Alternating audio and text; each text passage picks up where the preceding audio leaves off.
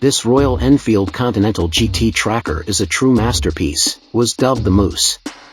Like many countries in Southeast Asia, Thailand is home to a blossoming custom bike scene full of talented builders operating at the highest level. K-Speed may be the most prominent among them, but the guys over at Zeus Custom in Bangkok deserve just as much attention.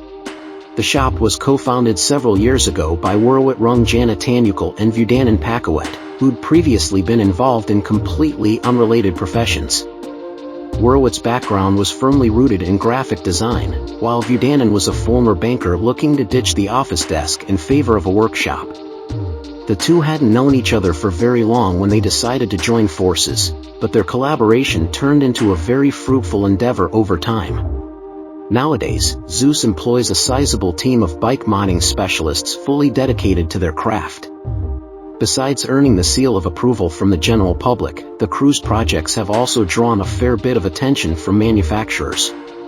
The build we're about to inspect is the result of a direct collaboration between Zeus and Royal Enfield, which took place back in 2019 but is still worth talking about today.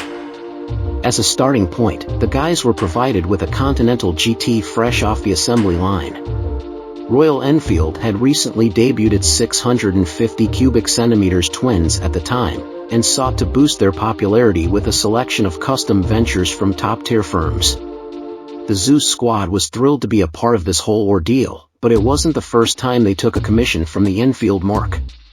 Previously, the Thai gurus came up with a rad Interceptor Cafe Racer for a similar undertaking, so they had a pretty good idea of what they were working with here. This time around, their aim was to build a groovy street tracker with neo-retro looks and clean, sweeping contours.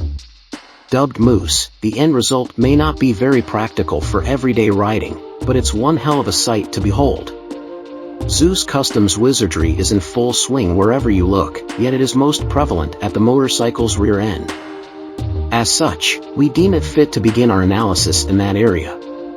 The Continental GT saw its stock subframe deleted altogether, and a curvy bespoke alternative has been welded on in its stead.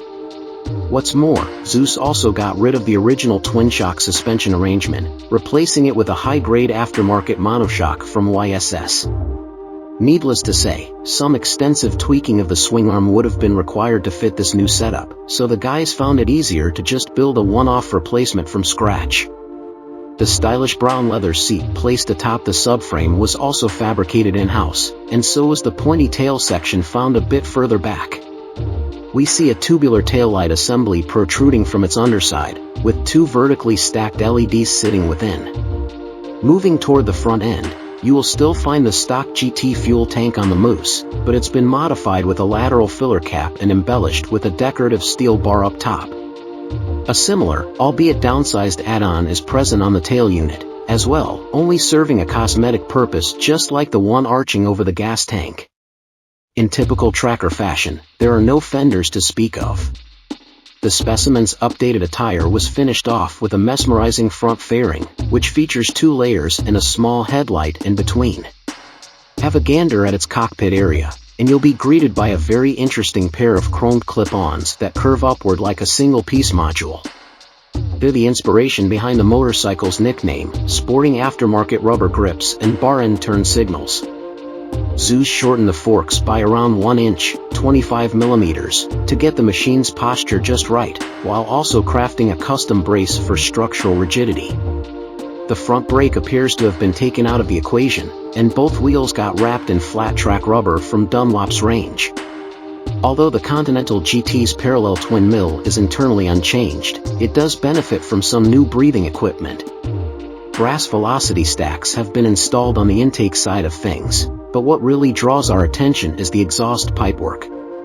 Made of stainless steel tubing, it immediately reminds us of Autofabrica's signature style, seamlessly curving its way back to a pair of brass-plated tips.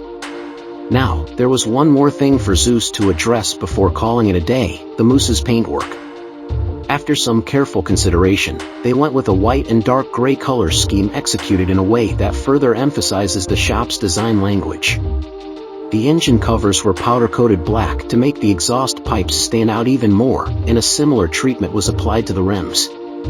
Obviously, the Moose is far from your regular street tracker build, with more snazzy traits than you can shake a stick at.